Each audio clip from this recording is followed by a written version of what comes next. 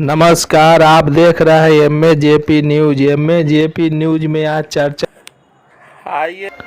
की चर्चा मुख्य मुद्दे पर है। राजीव गांधी के छह हत्यारे फिर छोड़ दिए गए हैं, उसी का विषय पर है। राजीव गांधी जी ने के हत्या करने के साजिश में और हत्यारों को रिहा किया गया है। आइए सुनते हैं इसके बारे में।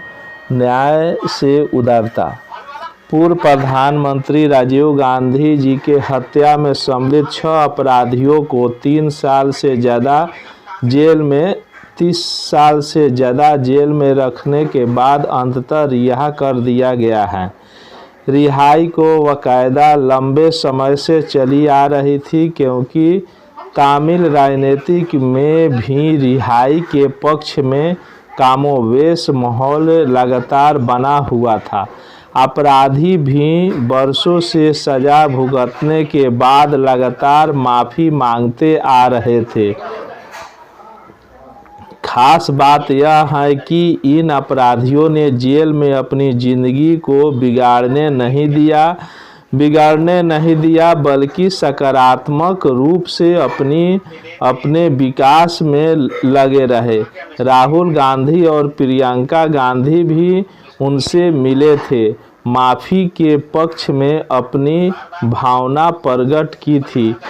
जघन्य अपराधों के बावजूद अनुकूलता ऐसी बनी कि सर्वोच्च न्यायालय ने भी उम्र कैद की सज़ा काट रहे नलिनी श्रीहरन और आरपी रविचंद्रन समेत 6 दोषियों को रिहा करने का आदेश सुना दिया। तमिलनाडु सरकार ने भी अपनी ओर से कोई देरी नहीं की। बड़ी राहत मिलने के बाद जेल से बाहर आते ही नलिनी श्रीहरन ने कहा, मैं जानती हूँ मैं आतंकवादी नहीं हूँ। इस रिहाई के बाद लोगों की पुरानी यादें ताज़ा हो गई। पूर्व प्रधानमंत्री राजीव गांधी की 21 मई 1991 को तमिलनाडु के श्री पेरुंबदूर में एक चुनावी सभा के दौरान हत्या कर दी गई थी। लोकप्रिय प्रधानमंत्री रह चुके राजीव गांधी की हत्या के लिए धनु नाम की आत्मघाती हमलावर का इस्तेमाल किया गया था। विस्फोट में राजीव गांधी समेत 15 लोगों की जान गई थी। उस घटना से देश को रुला दिया था, लेकिन वक्त ऐसा मरहम है कि बहुत गहरे घावों को भी भर जाता है। इस हमले की जांच के बाद 7 लोगों को दोषी पाया गया था, जिसमें एक पेरारीवलन को मौत की सज़ा सुनाई गई थी, लेकिन मई महीने में सुप्रीम कोर्ट ने उसकी रिहाई के आदेश दिए थे। इसके बाद बाकी दोषियों की रिहाई की बुनियाद मजबूत हुई थी। न्यायमूर्ति BR गवई और न्यायमूर्ति BV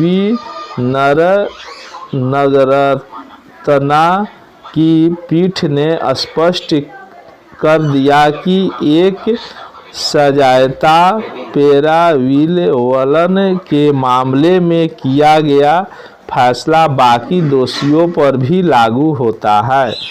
संविधान के अनुच्छेद 142 के तहत शक्ति का इस्तेमाल करते हुए सर्वोच्च न्यायालय का यह फैसला पूरी तरह से विधि सम्मत ही नहीं, बल्कि उदार न्याय व्यवस्था का एक नया अध्याय बन गया है।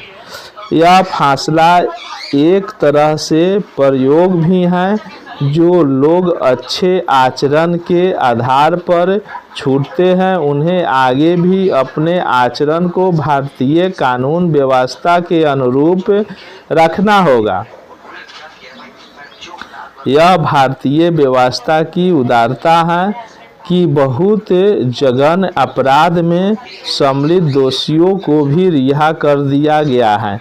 बाकी देशों में भी लोग भारत में हुई इस फैसले पर गौर करेंगे। आमतौर पर जहां ऐसा जघन्य अपराध होते हैं वहां दोषियों को आजीवन जेल से बाहर नहीं आने दिया जाता है। बहरहाल यह भी गौर किया गया होगा कि तमिल आतंकी संगठन लिट्टे भी अपनी जमीन से उखड़ चुका है।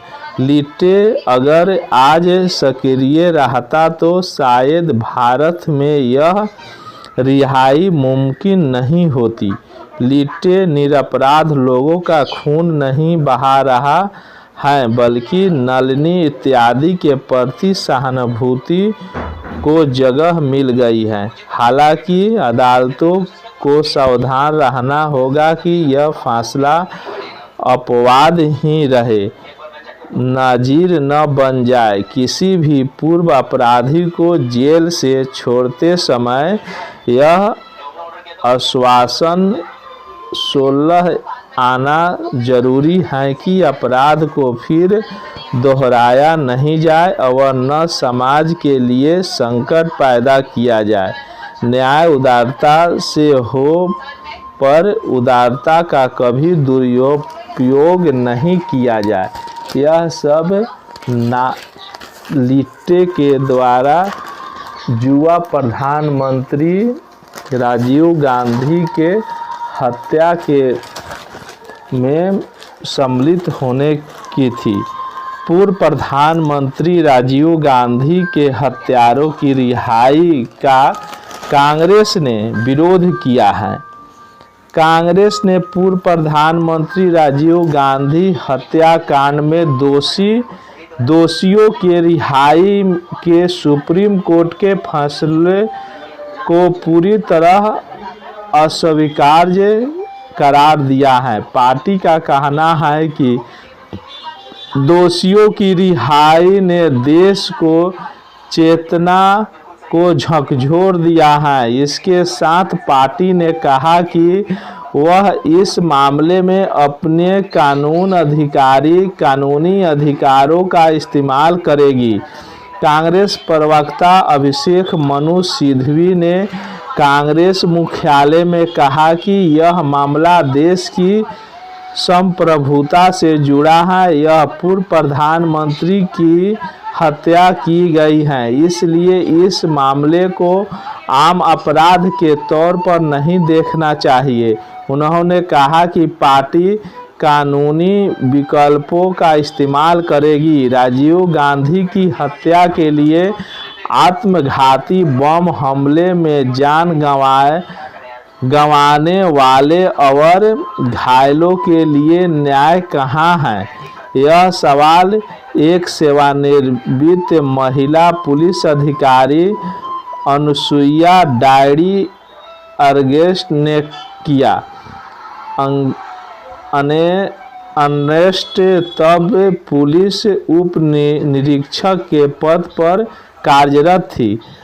अर्नेस्ट श्री पेरुबुदुर में 21 मई 1991 को आयोजित कांग्रेस की सार्वजनिक सभा में उमड़े उन लोगों को नियंत्रित करने का काम कर रही थी जो राजीव गांधी को माला पहनाना चाहते थे। मामले में 6 लोगों को रिहा करने के उच्चतम न्यायालय के फैसले पर प्रतिक्रिया के बारे में पूछे जाने पर उन्होंने कहा, अब भी गोली से लगने से बने घाव का इलाज करा रही हूँ। यह घायल लोगों को व्यथा है। न्याय कहाँ है? मैं उन लोगों के लिए न्याय के बारे में बात कर रही हूँ जिनकी जान चली गई या फिर मेरी तरह घायल हो गए। उन्होंने कहा कि आतंकवादियों से आतंकवाद निरोधक कानून के अनुरूप सलूक करना चाहिए, न कि किसी साधारण अपराधी के तरह। अर्नेस्ट वर्ष 2018 में अतिरिक्त पुलिस अधीक्षक के पद से सेवानिवृत्त हुई और अभी उनकी उम्र 62 साल है।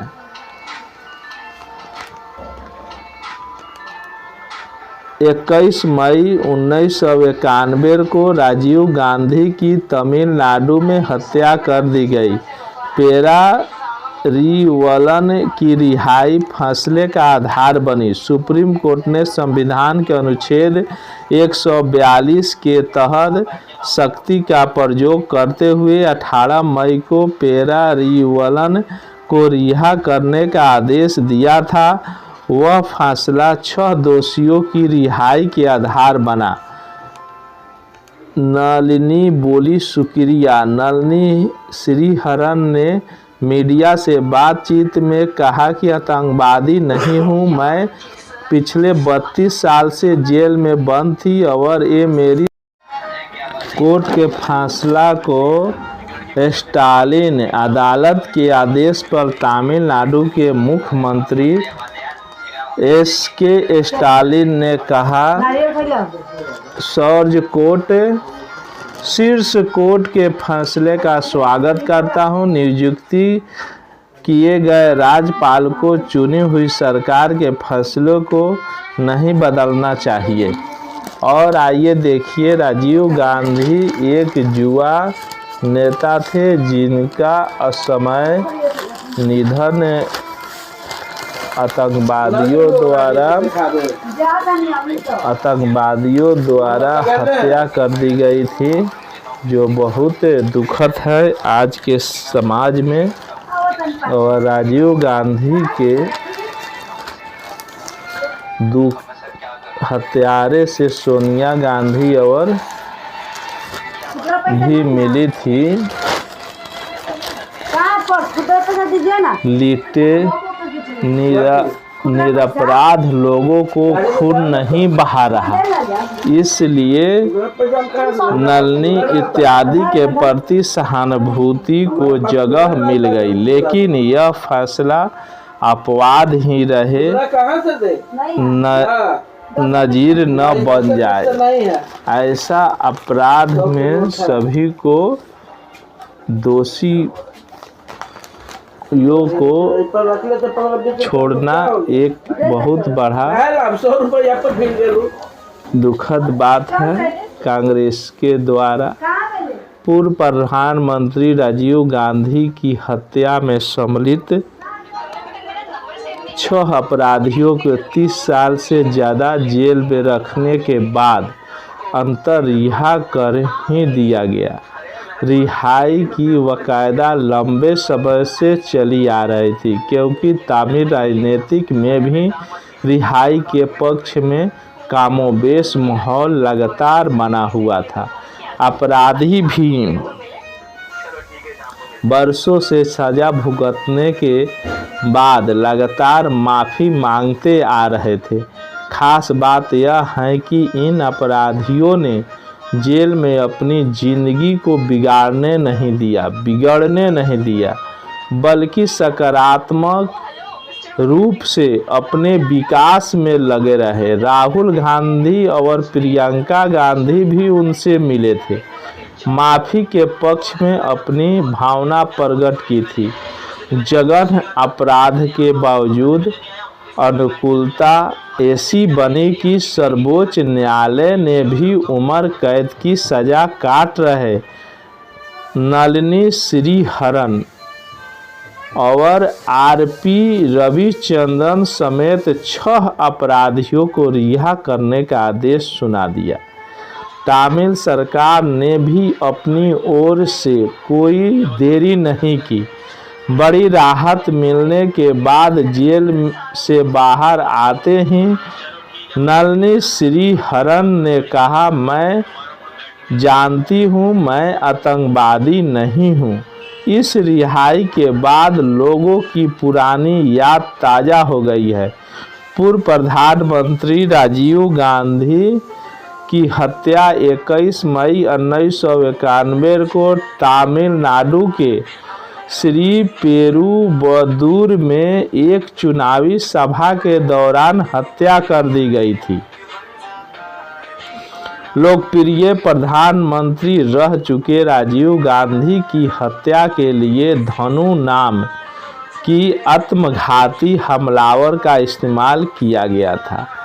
विस्फोट में राजीव गांधी समेत 15 लोगों की जान गई थी। उस घटना से देश को रुला दिया, लेकिन वक्त ऐसा मरहम है कि बहुत सारे घावों को भी भर जाता है। इस मामले की जांच के बाद 7 लोगों को दोषी पाया गया, जिसमें एक पैरारीवलन को मौत की सज़ा सुनाई गई थी, लेकिन मई महीने में सुप्रीम कोर्ट ने उनकी रिहाई के आदेश दे दिए। इसके बाद बाकी दोषियों की रिहाई की बुनियाद मजबूत हुई थी। न्यायमूर्ति B.R. गवई और न्यायमूर्ति B.B. नागरत्ना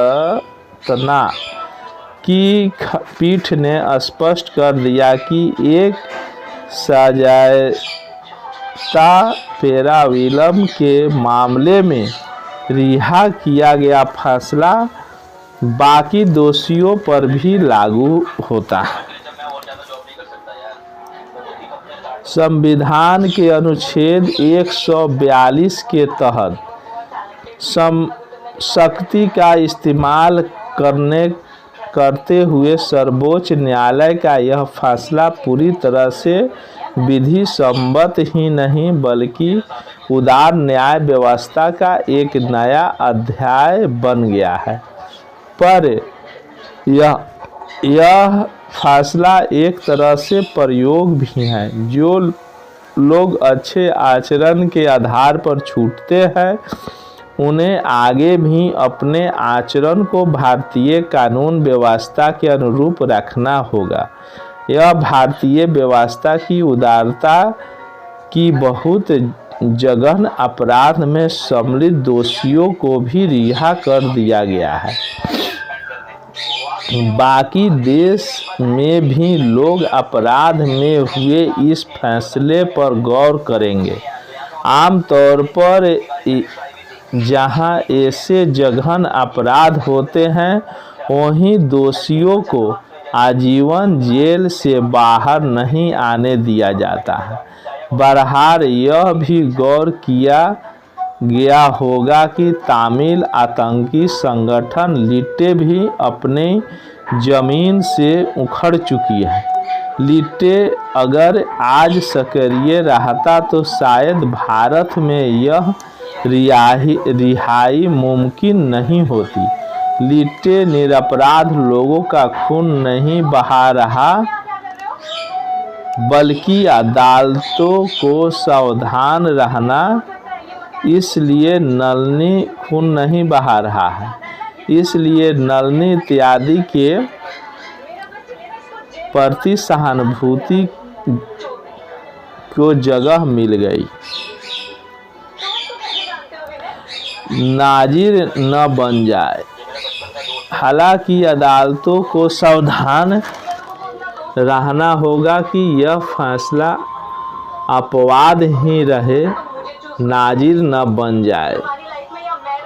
किसी भी पूर्व अपराधी को जेल से छोड़ते समय यह आश्वासन 16 आना जरूरी है कि अपराध को फिर दोहराया नहीं जाएगा और न समाज के लिए संकट पैदा किया जाएगा। न्याय उदारता से हो, पर उदारता का कभी दुरुपयोग नहीं हो। यही राजीव गांधी का सच्चाई है। एक युवा नेता भारत का खो गया, जिन्होंने स्कूलों में कंप्यूटर लगाने का काम किया और बहुत सारा अपना विकास का काम किया, उन्नति का विकास काम किया। यह न्यूज़ आपको कैसा लगा, आप अपना राय कमेंट बॉक्स में दे सकते हैं। सत्य संघर्ष और अपना ज्ञान बढ़ाने के लिए देखते रहिए MAJP न्यूज़। MAJP न्यूज़ देखने के लिए बहुत बहुत धन्यवाद। जय हिंद, भारत माता की जय। जय हिंद, भारत माता की जय।